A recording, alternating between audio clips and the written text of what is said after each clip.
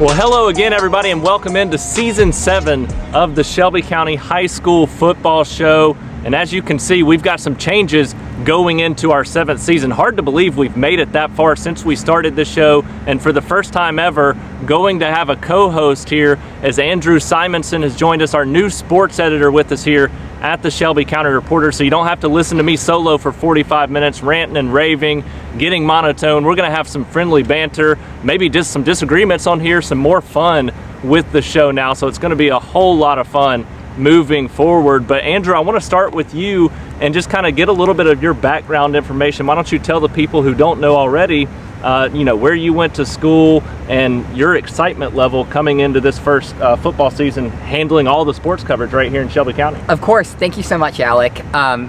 Just in case we haven't met, my name is Andrew Simonson, and I've been the sports editor here at the Reporter since May.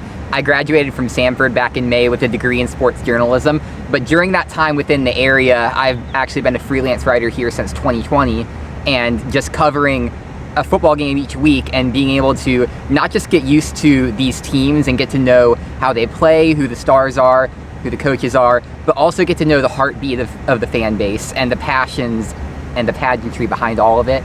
And it's just made me fall in love with the sport all over again, and I couldn't be more thrilled to take you through what I believe is the best time to be a sports fan in Alabama. So I'm excited to be covering the biggest games and the biggest athletes alongside you this year. Yeah, and you put it perfectly. It is the best time of year, the most fun time of year. There's going to be a lot of excitement building up.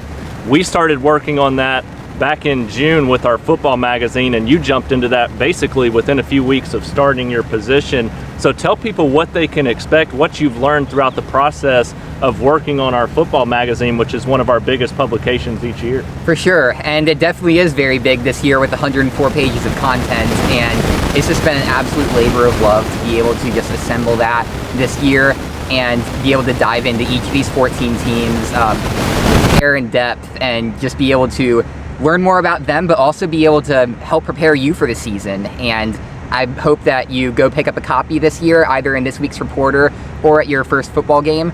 And I hope that you take some time to look over it and read all the stories in it, because it's really helped me get excited for the season, and I hope it gets you excited for the season as well. Yeah, and that's the big thing. I think you touched on it. It's one of those things, you know, the college football preview magazines, the NFL magazines, the fantasy magazines. It's one of those things that we really try to pour in. We want every community to know about their football team, what they can expect going into the season. So it's a whole lot of fun. You can get them at your team's first home game. They're in the Shelby County Reporter on newsstands this week, and if all else fails, give us a call at the office. 205-669-3131 is our phone number there, and we'll make sure that you get a copy in your hand so you can be prepared going into the rest of the season. But as you can see, it's game week. The season is here. We're here at Helena High School for our first show of Season 7. They're going to be hosting our game of the week.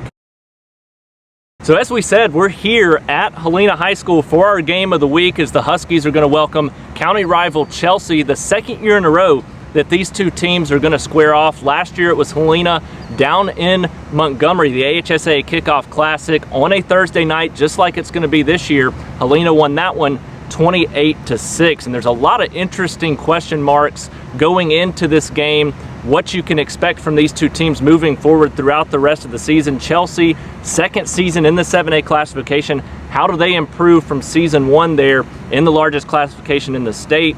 And then the Helena Huskies just missed out on a playoff spot last year. Heartbreaking end to the season after such a promising start a year ago. They've got some key playmakers back. They're also missing some key pieces. So there's a lot to watch for from both of these teams going into this matchup. Andrew, I want to know from you, what do you think the biggest focus is for both of these teams heading into this season opener? I think the biggest focus is those returning weapons on offense. Obviously over on Helena's side, they still do have a lot of questions to answer, mainly at quarterback after losing Dalton Llewellyn, who became a great first-year starter last year. He's gone. Now you'll have either Carson Acker or Nate Ferguson. We'll see who lines up under center. But around him, he'll have plenty of weapons, including Jordan Washington over at running back, nearly 1,000-yard back last year. Probably would have been if he stayed healthy last year. He could easily go do that again this year. But he'll also have to learn behind a very new offensive line. That was also one of the questions for Helena going into this season. But the passing game is going to be such a key to Helena this year. I think Hunter Hale has really stepped up as a great dynamic weapon for Helena this year. You should also see Tori Ward play more into that as well. And I just think that overall, Helena has a very well-rounded offense, and they're going to be able to attack whatever this Chelsea defense brings them. And it's going to be the same thing over on the flip side, except I think Chelsea has a lot more veteran presence over there as well. You have Carter Dotson, who's going to be looking a lot more comfortable this year, going into his second year at 7A. That's something that Coach Cassidy has harped on a lot over the summer. And I think that behind him, he'll have a great running back in Emerson Russell this year. We saw what he could do last year. He should be even better this year. And he'll have a veteran offensive line to play behind as well. And then just over at receiver, that core is going to be led by Jackson Shuttlesworth. And we're going to see a lot of great weapons that Carter Dotson can take advantage of. So I think it's going to really be, how do these offenses take advantage of what the defenses give them, and just how do they keep that momentum rolling from last year and become a better version of themselves this year? Yeah, I think one of the biggest things you can look at in this matchup, it's something I'm harping on going into it, is you look at the two keys for both of these teams, and that's going to be the running back position. Emerson Russell going to be the focus for Chelsea. Jordan Washington going to be the focus for Helena. Both of these teams, you look at Chelsea in 7A, the region they play in, they're going to want to churn clock, have long drives, give their defense some rest, so they're going to need that offensive line run game to step up, play well. So is Helena. Helena, we know head coach Richie Busby, that's kind of been the key for them the last several years. They want to wear down defenses and use that run game that's still going to be fresh because they're going to have two backs always rotating in and out. But going into this matchup, Jordan Washington, that Helena offensive line, Chelsea and Emerson Russell and their offensive line, the success you see from there, that's going to be what sets the foundation for both of these teams moving forward to build from. So you look at that, obviously that's going to be a highlight, but how do the defenses prepare to stop that as well, knowing that it's coming, but also knowing that it's going to be such a challenging task? Definitely. And obviously you know that both teams come in with a strong run game, so you know that you have to prepare for that, but you can't sleep on this pass game because both these teams are dynamic on both ways and they can attack you from multiple angles. But I think that both teams have very strong suits within run game defense and that they're very aggressive.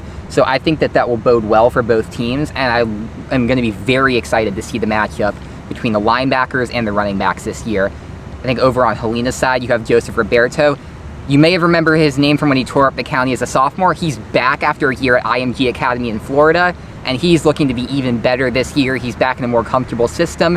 And I think that Helena's linebacker room has only gotten better in his absence because you had stars like Nate Thomason step up in his absence, and now they're going to be playing alongside each other. I think it's going to be a very potent run defense for Helena this year. And over on Chelsea's side, you'll have Anderson Brooks matching up against Jordan Washington, as well as some of the other key pieces around Brooks.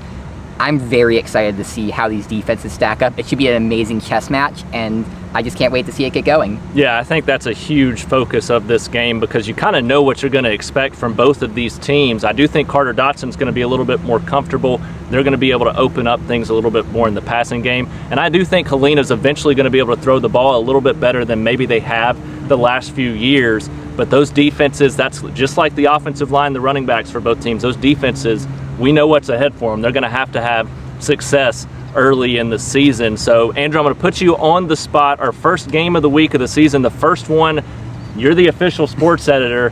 What's going to be the prediction of the outcome of this game of the week? So my official call is going to be for Helena win, but obviously Helena did win last year 28-6, but I think that this year is going to be a lot closer just because of the improvements that Chelsea has made. They're a lot more comfortable on this side of the ball, both sides of the ball actually, and I think that there's going to be a more complete team this year. Helena, I do think that they still have the advantage just because I like their offensive weapons better, and I think that their defense is going to be able to stop a lot more of what Chelsea is going to be able to throw at them. But I expect fireworks for this game. I think it's going to be a fantastic game. Great matchups on both sides of the ball. Should be a fantastic matchup. Yep, I agree with that. I think it's going to be a great football game. Two rivals. We saw last year really wasn't a bad game. Chelsea just couldn't get the offense going throughout that game. I think this year the offense is going to be a little bit smoother.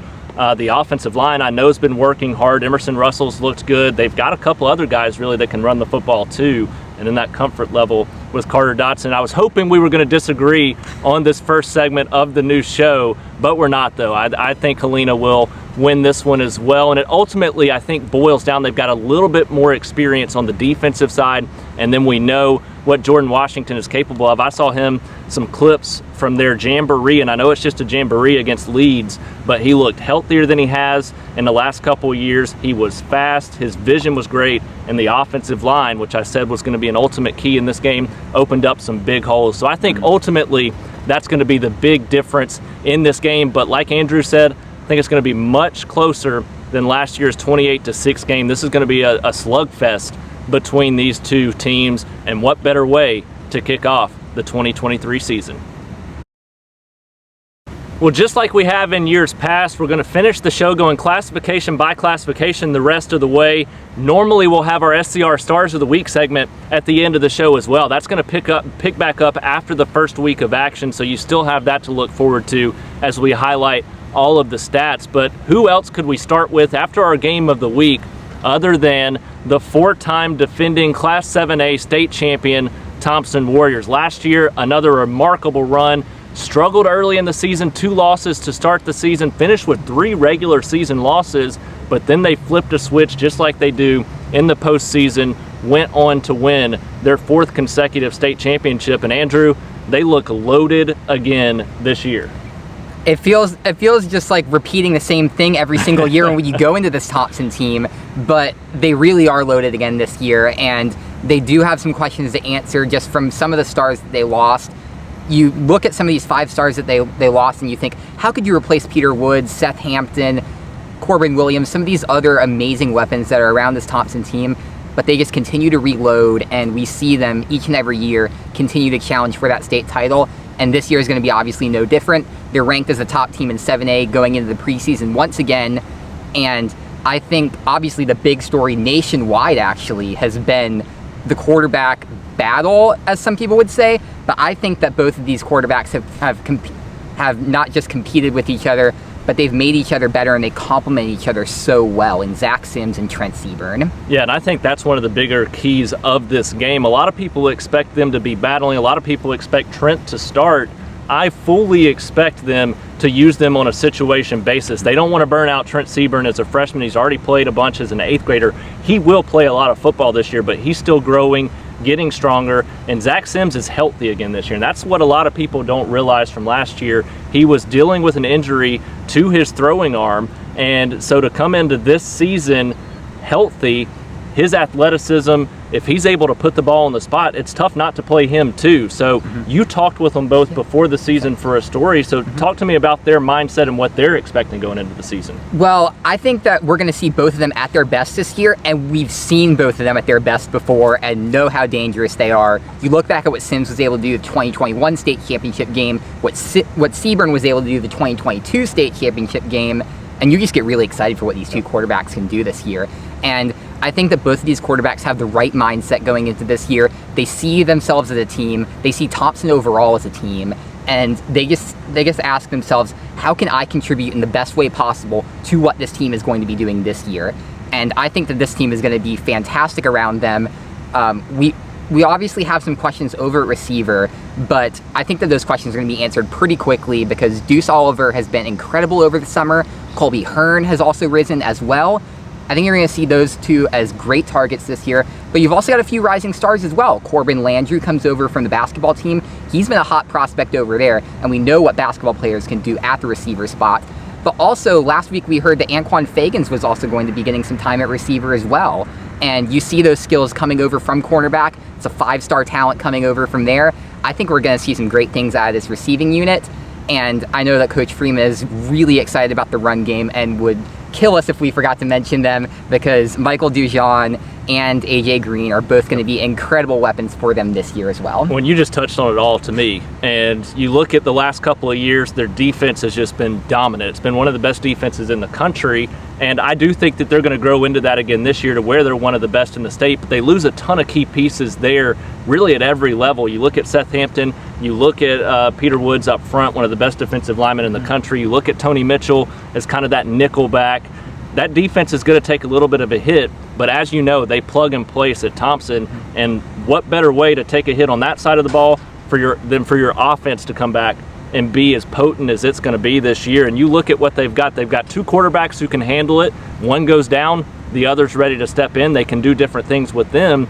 But then you mentioned the rest. I mean, you look at the receiver position, Deuce Oliver and Colby Hearn, great athletes at receiver. Anquan Fagans, I've seen him do some big things, intercepting the ball, taking it to the house. He can make plays if they get the ball to him on offense as well. And then you look at those two running backs. It might be the best running back room, not just in this state, but maybe the entire country, to have Michael Dujon and to have A.J. Green both back in the backfield. This offense is going to play a key factor, especially early in the season, and I think that's going to be a huge difference in this game against Opelika when you look at all that. Obviously, the offensive line, the defensive line, going to be keys for them, just like they are for every team.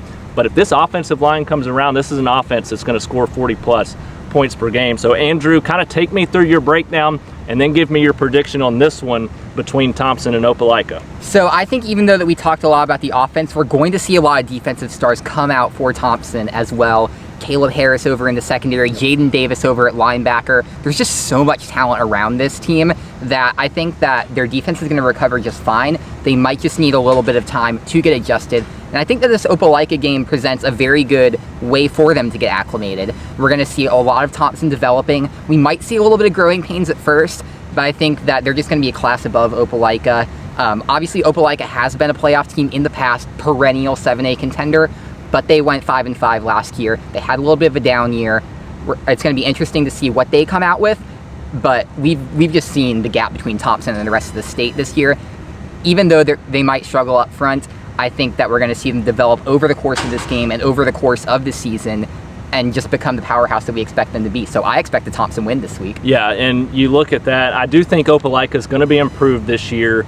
They got off to a hot start last year, and then they lost 5 of their last 6, but of those, they were all by 10 or less throughout that span, aside from one game. So even those losses late in the season for Opelika were close. They're athletic, they're well coached. They're going to be a good team this year, but Thompson's loaded again, as they are every year, as they have been, obviously, the last 4 years to win 4 state championships in a row. I agree with Andrew. I think Thompson's going to take this one. This game, like the Chelsea-Helena game last year, going to take place in Montgomery, but on Friday night this year. So make sure you take note of that. It's going to be part of the AHSA Kickoff Classic. Expect Thompson to get off to a hot start. It's a new era at Oak Mountain High School. Shane McComb comes all the way from the West Coast, California, to Central Alabama. I'm sure a little bit of a different feel out here. The humidity right now probably been a lot of fun for him to deal with this summer as well, but he's done a great job early in his tenure throughout the summer of really getting this team and the community bought in, which is a huge focus for the entire school. So I'm excited to see, as we get Oak Mountain on the road at Northridge to open the season, how McComb handles this first game for the Oak Mountain Eagles. And we know they're a 7A team. They're typically undermanned, but that you can make up for a lot of that with how bought in you are to your program, to your coach, and to your community. So Andrew, take me through a little bit of what you've seen throughout the offseason from McComb, from the Oak Mountain Eagles. Yeah, definitely. And you may have seen Oak Mountain last year, but if anything that McComb is saying is to be believed, this is going to be a brand new team this year, even though they're returning so many of the same pieces from last year. And I think that just starts with the culture. You can't talk to Shane McComb and not get excited about what's going to happen at Oak Mountain. Obviously, this has been a team that's been looking to break through for quite some time. We saw some success a couple years ago when they had Evan Smith, but other than that, they just haven't been able to break through that glass ceiling to get into that upper rung of 7A Region 3. But I think it's going to take some time, but if all these pieces come into place, I think that this team eventually could make a run for that. But I think that this year is going to be very exciting, and that Oak Mountain could surprise in some ways. I think that Will Odell back at a quarterback is going to really help with that, and I think that they're going to be able to build around him now. He's in another year as a starter, and just all that confidence that he's going to get is going to look great for that. And we're going to have some receiving talent around him as well. I think the big question is Sawyer Smith healthy? McComb has been saying all summer that he's going to be healthy and ready for the season to start. Does he actually get out there, and will some stars like Tristan Vardaman step up around him and just see some of those weapons come into place around him as well? And I think that we're also going to see a lot of the unity between the offensive line and the quarterback as well. That's something that Odell has mentioned a lot. But I think the X factor here is LaCameron Meadows at running back. Both Tyler Crane and Shane McComb have been really excited about this guy for quite some time, and now he's going to step up into a role as a lead running back for Oak Mountain. And I'm excited to see how he empowers this run game to complement the pass game and just make Oak Mountain a more dynamic team overall. Yeah, I agree. I think that the running game is going to be key. I think if the running game and the offensive line, we beat on that so much because it's so key to every team's success. But I think if that comes along, this could be the best passing offense that Oak Mountain's had in several years. You look at what Evan Smith was able to do from the quarterback position. He could do it all. But Will Odell has that raw talent. He has the size. He has the arm. It's just a matter of learning, which he's got that experience now, and it's a matter of having guys step up at the receiver position. But you got to have an offensive line and a run game that takes some pressure off of you. So I think that's going to be a huge key going into this game for both of these teams, or for Oak Mountain, because if they can have that success early running the football, the offensive line steps up. That's going to allow Will Odell and, like you said, Sawyer Smith, Tristan Bartman, two guys that could make some plays at the receiver position. So that Oak Mountain offense plays well. That's going to bode well for them the rest of the year, especially with the defense having some question marks to answer as well. So Andrew, take me through your prediction of this game, what you expect to see in game one from Oak Mountain. So I think that Oak Mountain, just like last year, is going to be able to get a good win off of this. I think that a lot of the improvements that we saw last season are going to come to fruition, and we're just going to see them as a different team overall this year. You're going to see some names in some different positions, so don't get confused when you look out and see some numbers in some different spots than you're used to. I think that what Macomb is doing is he's getting the most out of these players because he knows that Oak Mountain has a talented roster and that they're a talented pool overall, but that they just need to be put in the right spots to succeed and have somebody who believes in them and have a culture that they can just run through the wall for. I don't think that we're going to see a ton of success out of the gate right away for Oak Mountain, but I do think that we're going to start seeing the signs that they're going to become that team that we want them to be throughout this year, and I think that that's going to start with this Northridge game. I expect to win for Oak Mountain. Yeah, I mean, I think this is, you mentioned it, it's going to be a little bit tough sledding early in the season. So how do they respond to that first bit of adversity that they're going to face in game one? This was a tight game last year, 23-14. Oak Mountain walks away victorious. This year going on the road. These two teams number-wise are probably a little bit closer in comparison with their football program. So I look at it more as two 6A teams facing off against each other. I think it's going to be a very tight football game. I really don't know which way it's going to go because there's so much to prove from Oak Mountain under a first-year head coach. But I don't know what to expect from Northridge either, so we'll go with the team right here in Shelby County. I'll pick Oak Mountain as well. I think it's going to be a big game for them to gain some confidence. They have success in this one, only bodes well for the future. It's going to be a lot of intriguing storylines as the Calera Eagles get set to host Spain Park this Friday night. Another county battle that we're going to have to open the season. A game that took place last year. The Jags won that one 14-10, and you look at what they were able to do a season ago, they struggled from that point forward. Calera had some success after those first few games. Those first 3 games of the season, they scored 10 points or less. Even with the defense playing well enough, that led to their own share of struggles. Now you look at Calera, they've got to replace their head coach who left a week before fall practice. Jason Hamlin did a great job with this football team. Now at Hoover, he's a great guy, great head coach. Don't blame him at all. Now Gerard Holder gets his opportunity in the limelight as the head coach of the Calera Eagles. So that's going to be a big storyline. Tim Vakakis going into the second year, 7A Spain Park. This is a team I'm excited about. I know I kind of pushed that on you a little bit as you were preparing for the season. So tell me a little bit about both of these teams before we get your prediction. Yeah, for sure. And I'm really excited for this game, probably of a lot of these games in this slate, just because of the storylines on both sides. Obviously, Calera has grabbed headlines over the summer for the Holder stepping into the head coaching role, obviously with Jason Hamlin leaving. I think that Calera is going to receive a boost from that because of what the players have said of what's been happening after Holder has stepped in. Obviously, we know that Hamlin is a great coach, and that's going to take some time for Holder to step into that head coaching role. But I think that Calera has a lot of raw talent, and they can use that to potentially surprise some people who are expecting a little bit of struggles in the first year of a head coach, especially with one taking over so quickly. And I think that we saw with when Coach Hamlin took over back in 2021, they can adjust pretty quickly to a new head coach because it was the exact same situation back in 2021, and they surprised some people. I I do think that's going to be difficult for Calera to contend this year, but I think that they stack up really well in this matchup, and I think that they could surprise some people this year. But if we want to talk about surprises, we have to talk about Spain Park as well, because obviously it's taken me a little bit of time to warm up to Spain Park being, oh, this is our year, because we've seen it before. We obviously know that they've had some difficulties in recent years since they've been that dominant team within the region, but just the more time that you spend around Coach Vakakis and around these players, you really do start believing that this could be the year that they start breaking through and challenge for that playoff role. I think that there's going to be a lot of stars on both sides of the ball, but I'm really excited to see how Calera's offense emerges against Spain Park's veteran, stout defense. They've got two highly regarded prospects on the defensive line with Jared Smith and Nick Alston. They got Jamari Mosley back there at corner. On paper, it looks like Spain Park's going to dominate this matchup, but if Calera adjusts pretty quickly on that side of the ball, I think that we could see some surprises over there. But I think that the other thing for Spain Park is going to be who starts at quarterback. Is it going to be Smallwood? Is it going to be Brock Bradley? I think that that's going to be a really big key to them, because they have the weapons. They have the Shanks brothers at running back. They have Jonathan Bibbs at receiver.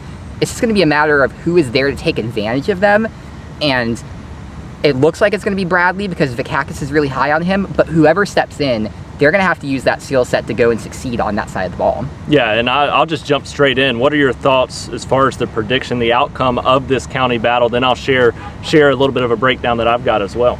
Honestly, I think that Spain Park's going to win this. I think that they have veteran skills. I think that they have talent on both sides of the ball. I do think it's just going to be too much for Calera to overcome this time in the year.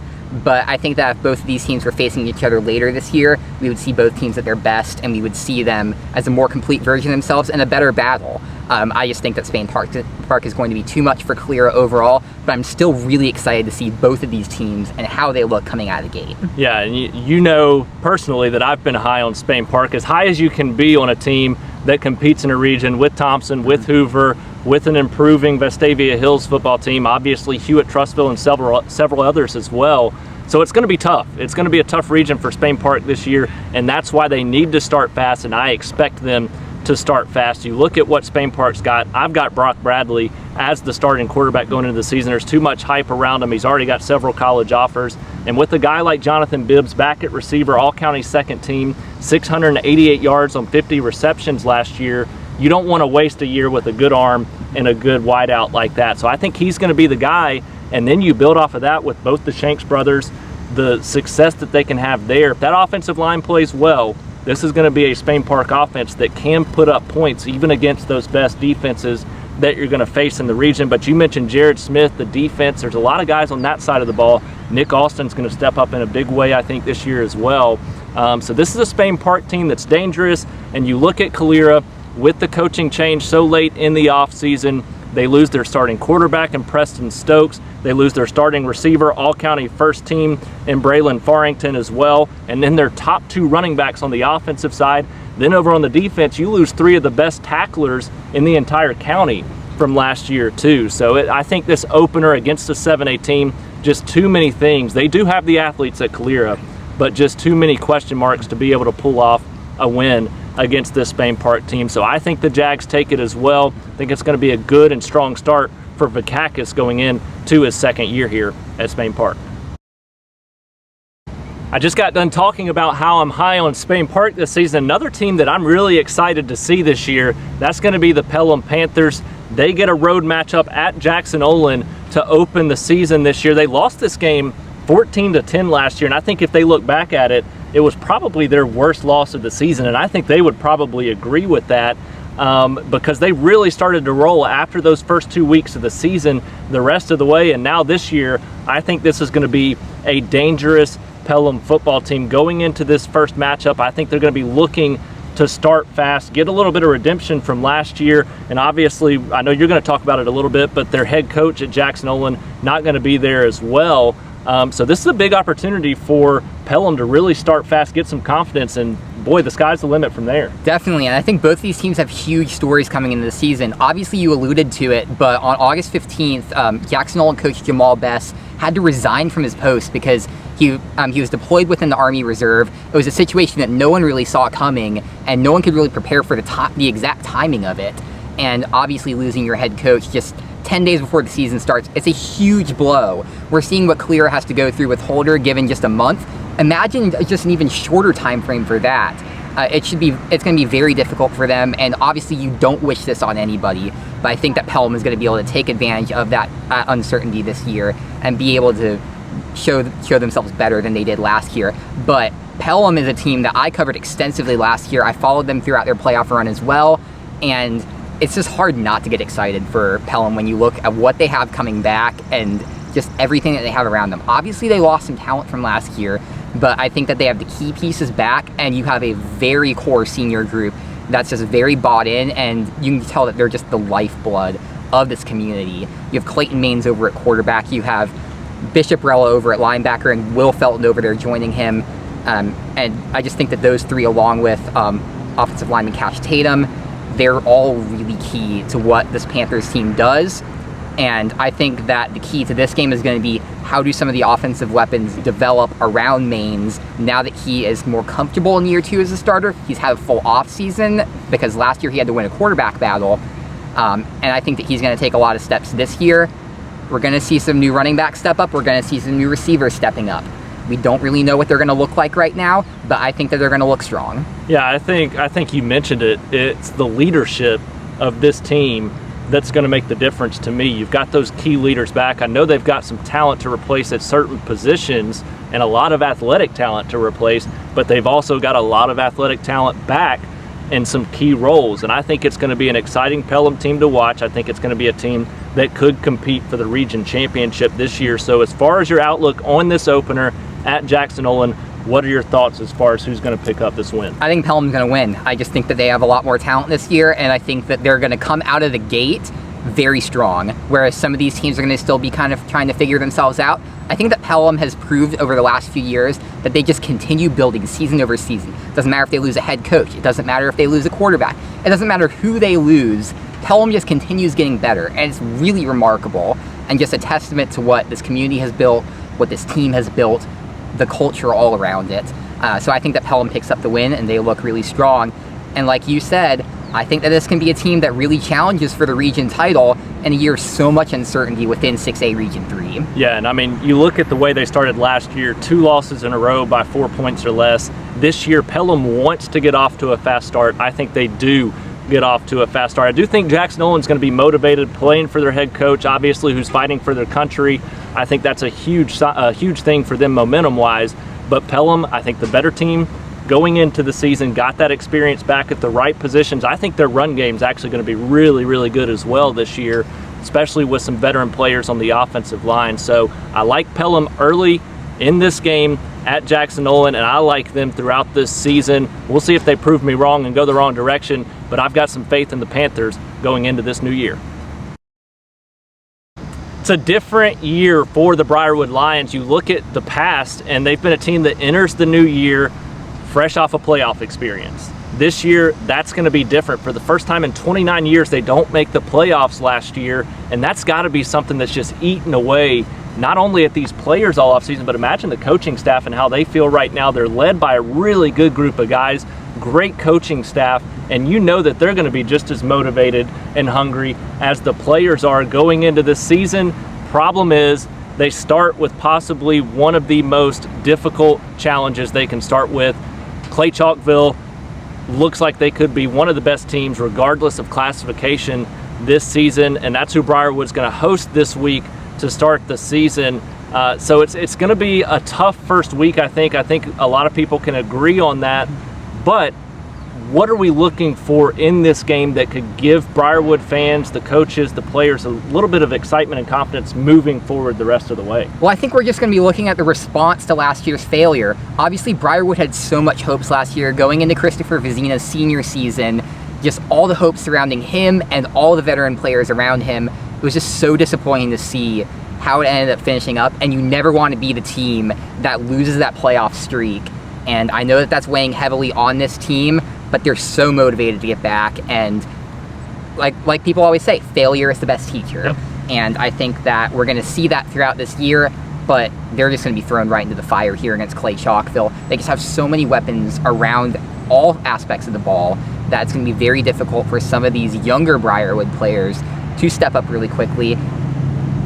It's going to be a little rough watch at times. I was at this game last year, as well as Briarwood's playoff game against Clay-Chalkville in 2021. It's been a one-sided rivalry between these two teams. I expect that to happen once again this year, but I don't think that Briarwood fans should be too discouraged coming out of this game just because Clay-Chalkville is an incredible team. We've seen that over the last couple of years. They even challenged Thompson and made a really good game out of that last year, if that tells you anything. I just think they're going to be a step above Briarwood, but Briarwood's going to get better throughout this season, and I do really like them as the season comes along. Yeah, 48-0 last year, the final score in this game. I know you've kind of made your prediction already, but tell us just a little bit about the team as quick as you can, just a rundown of some of the key players that they are going to have this year, what to look forward to the rest of the way this season. Definitely. They do have a quarterback battle this year in Josh Thompson and Will Clark.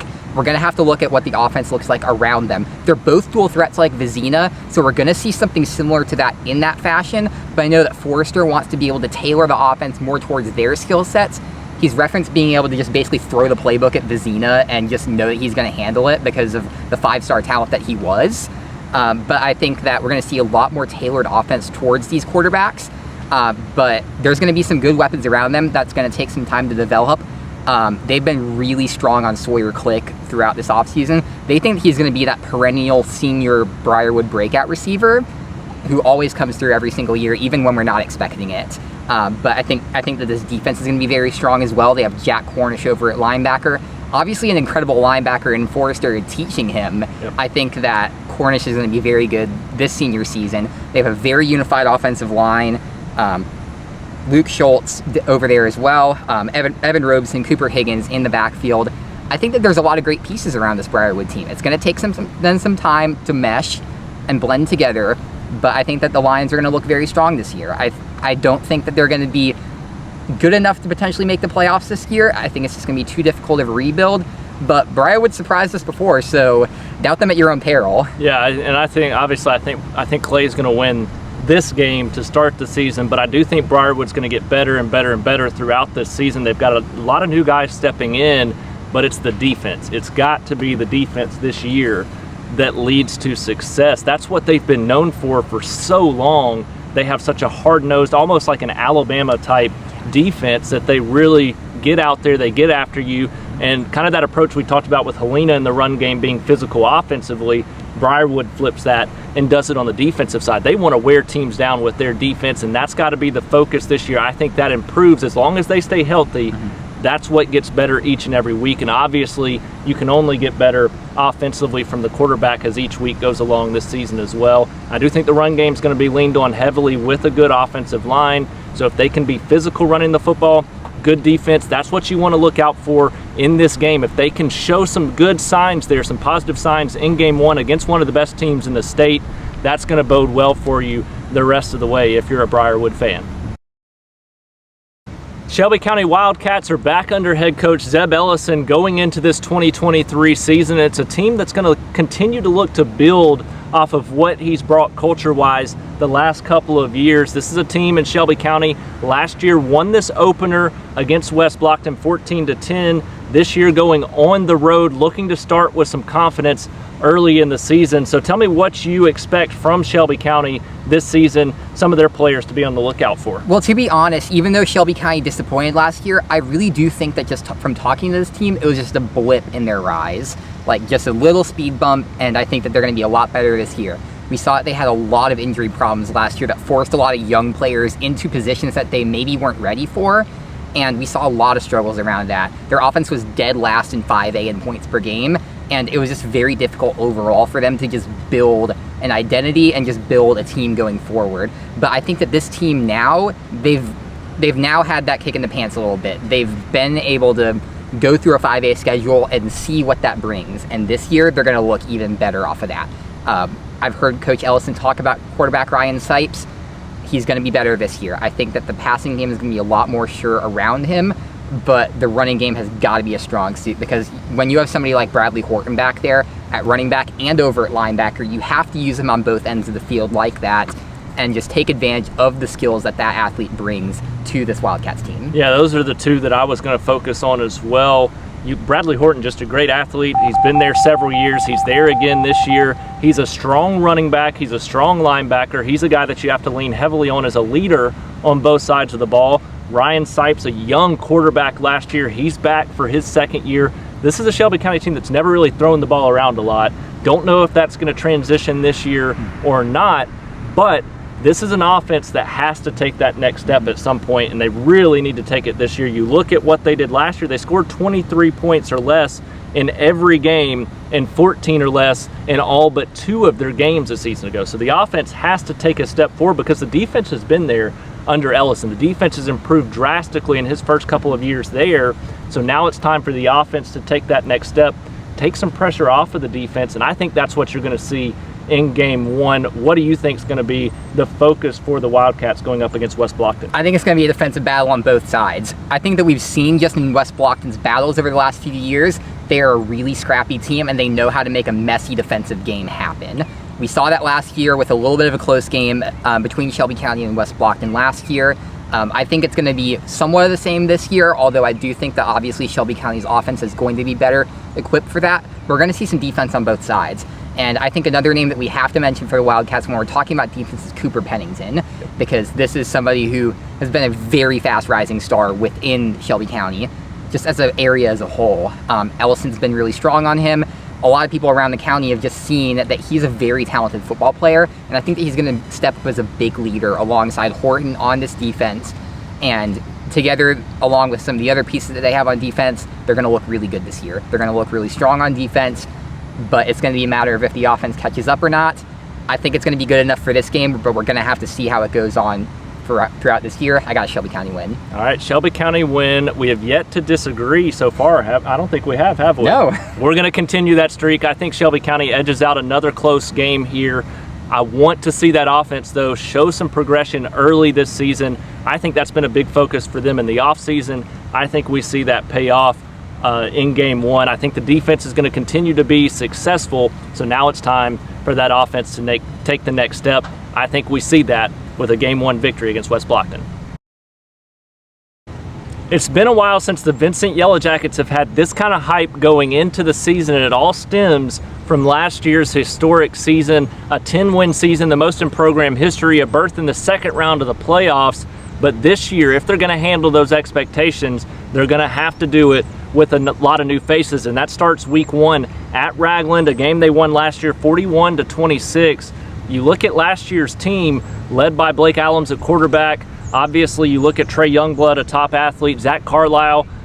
You look at other guys, top tackler, Zach Wright, one of the best in the county, as well as several others. This is one of the best senior classes across all of athletics at Vincent Middle High School, and now they've got to replace a lot of those faces. So Andrew, going into game 1, who all is going to step up and make a difference this year? And I think that's obviously been the question for Vincent this year, is we know how talented those seniors were, but who is going to be behind them?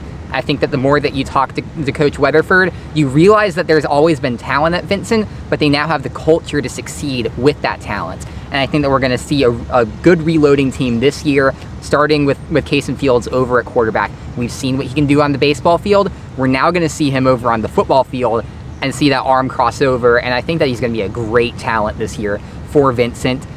We're going to see some other pieces come into their own around him as well.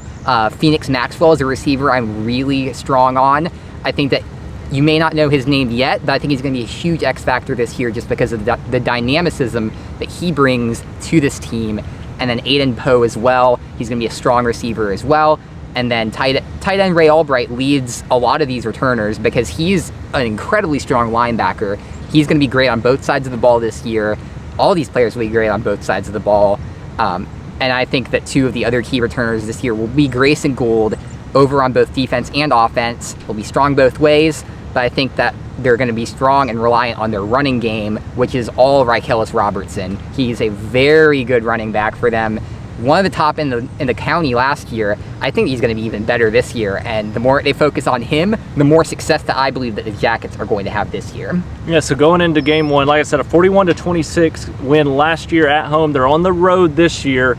What are your expectations from those new faces in this opener? Do they get that win in game one? So it's funny you mentioned that 15-point win last year, because it was actually one of the closer games from last year, just because Vincent won by an average of 33.1 points per game last year. It was one of the biggest margins of victory that we saw around last year. I do think that it's going to be a little close this year, but I do think that Vincent is still going to win by double digits. I think that it's going to be a great showing for this reloading Vincent team. Ragland's a 1A playoff team. They've always been really, really good. Coach Weatherford's talked about this game is going to be a test. So I think we're going to see some of those stars start coming into their own this week, and they're just going to be well prepared for going forward and looking at a very strong year for Vincent as potentially one of the best teams in Class 2A. About to say, he was being a little bit modest there. I can tell you Andrew's really hyped up about Vincent this year and the expectations he has for them. I think they're going to be a good team again this year as well, and I think they pick up a win in game one. I do think it's going to be a tight game because there are a lot of new faces you're asking to step up, and on both sides of the ball, they're going to play two ways. That's such a tall task for them in that first game, in this heat that we experienced down here as well. But you mentioned it at the top. This is a team that's been trying to set that standard and build a culture. They've got it now, and that is the key for me going into this one. Offense, 45 points per game last year. Defense gave up 18.1.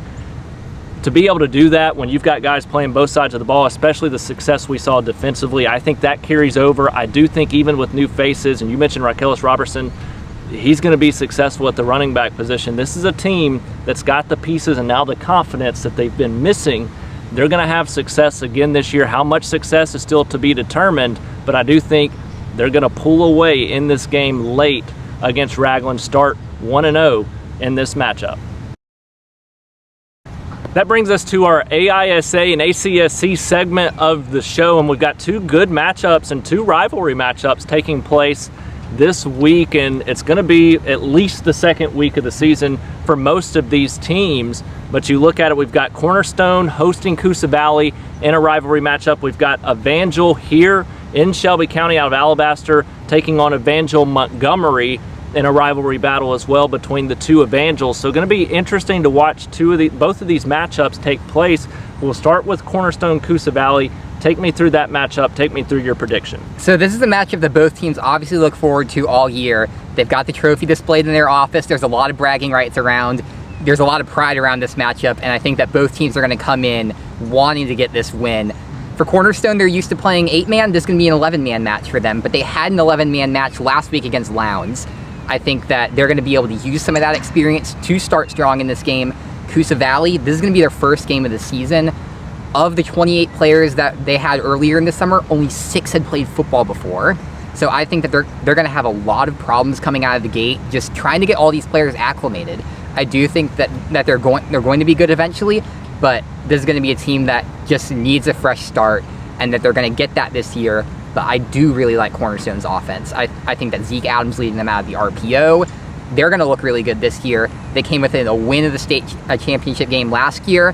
They're hungry to get back this year. I think that starts with this game this year, and I think that Cornerstone wins. Yep, I agree with that 100%. I do think Coosa Valley's defense, again, could be successful enough, but can their offense be strong enough this year is going to be a key question. Cornerstone won this one 16-6 last year, and it was all because Coosa Valley just couldn't get anything going on the offensive side of the ball. They scored 14 or less in every game a season ago. Going to have to take a step in the right direction this year, whereas Cornerstone, that's a team that played really well offensively last year. I expect them near 40 points per game a year ago. I expect that to carry over with a lot of those key pieces back, Zeke Adams being the key leader there at the quarterback position. So I think Cornerstone will take that game as well, which takes us on to the Evangel Alabaster game against Evangel Montgomery. It's going to be a home game for the Lightning, and Tim Smith, this is his 7th year for Evangel. We know what they've done. He's basically won a state championship or a national championship every year that he's been there.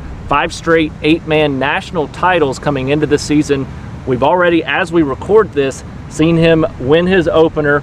Probably going to be 2-0 going into this game, but tell me a little bit about the Lightning's expectations, what to expect going into this matchup. Yeah, and you go into the season, and Coach Tim Smith really mentioned this as a rebuilding year for the Lightning. They obviously lost a lot of great seniors last year, and he thought that one of the big challenges this year was going to be finding players to replace them. but I knew that they were going to be just fine. And as we saw against Cary Christian a couple weeks ago in the Gatlinburg Black Bear Brawl, they were just fine. Yep. They got off to a razor fast start a couple weeks ago. Kemp Swords wound up starting at quarterback for them. That was a question going into the season of who was going to start there. We saw a little bit more of a run focus for Evangel this year. We had 4 combined rushing touchdowns between Caleb Austin and Kemp Swords. This is a very dynamic rushing attack, and it really just looked like there wasn't really any way of stopping them. And I'm really excited to see how this offense continues to play. I think that they're going to get off to a fast start again here, but I think the big question for them is going to be Hunter Atkins' health going forward. We didn't get a chance to see them play East Central before this show taped, so we don't know if he's going to start that game, but he went out after 2 snaps in the last game. He's obviously thought of as their main running back, so what are they going to look like once he gets back, and will he come back very quickly? Yeah, and I think one of the big things for them is their defense has just been so good, which at the 8-man level is kind of challenging to do because the field's just it's a lot tougher to guard. And this is a defense last year that gave up 28 or less in every game. It's a defense that started strong this year, and I think that can carry them even if they have some offensive struggles at times. But I think this offense eventually going to look like the offense that we expect from Evangel as well, putting up a ton of points in 8-man play. Pair that with this defense, I think they win this one. They won 48-0 last year. At worst, they get a drop off of a few points. So I don't think you're going to see Evangel fall in this one. I think you're going to have the Evangel Lightning likely off to a 3-0 start. We'll see how they fare this week as we're recording the show the day of the game. So we'll see if it pans out with another win to be 2-0, but I expect them most likely to be 3-0 at the end of this matchup. That does it for our first show of season 7, and we've got a whole lot more excitement to come throughout the rest of the season. Obviously, our weekly show going to be brought to you every week, and then we're going to have our SCR Stars of the Week segment back next week, highlighting some of the top performers from the opening week of the 2023 high school football season.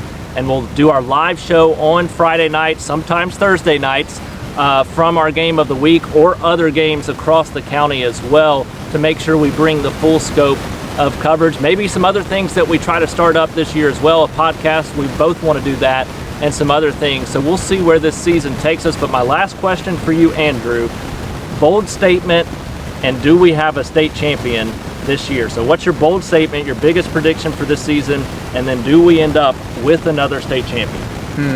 I think in terms of bold statements, I really do think that Helena is going to get back to the playoffs. I think that it's not really that bold of a statement to assume, but I think that they're just going to bounce back just fine. But I think that the surprising thing is that I think that both Helena and Pelham will challenge for that region title. I think we're going to see a little bit of a fall off from Homewood this year, potentially from Ben Russell as well. So I think that looking into the future, that Helena-Pelham game is already really intense every year. I think that we might potentially see that as one of the best matchups in the region for a regional championship. And in terms of a state championship, I really do think that we're going to have a state champion this year. I think that Thompson's going to get it done for the 5th year in a row. We've just seen over the last 4 years, they've been phenomenal, and they've been a step above everybody within 7-8. It's going to be difficult this year because they obviously have challengers all around. Central Phoenix City, Auburn, Hoover, Hewitt-Trussville might even be better this year. Vestavia Hills might even be better this year. Some of those teams even within that region are going to be challenging them. I think that we're going to see a very motivated Thompson team this year that could potentially even pick up that region title in addition to that state title this year as well. Yeah, and I think, smart thing to say would have been, we'll have a state champion, not say who it is, so that you have the better odds. But when you're going to pick a state championship from Shelby County, you got to go with the team that's won 4 in a row. I do think Thompson's got a great shot. You can't doubt them because they've won the last 4 until somebody knocks them off. I do think that they're going to have a very good shot to win another state championship. And as Trent Seaborn continues to grow, as this offense gels around him, you see what they can do with Zach Sims as well. This is an offense that could, by the end of the year, be arguably the best in the state, if not the country. And I think that's where they're heading the next few years, and we've already seen that in previous years as well. As far as my bold statement, Spain Park will be back in the playoffs this year. That's my bold prediction. We'll see if it pans out because it is a very challenging region, as you just said. but I do think the Jags will find their way back into the postseason this year. So it's been a lot of fun. Andrew, I appreciate you for joining me. I'm glad to have you on board leading our coverage this year. Make sure, if you're not already, following Andrew on Twitter. It's Andrew Simonson on Twitter, so that you can follow the updates from him throughout the season. Always at Alec Etheredge on Twitter as well. I'll be doing as much as I can throughout the season as well, but it's going to be a fun ride, so buckle up. We're glad to have you on board.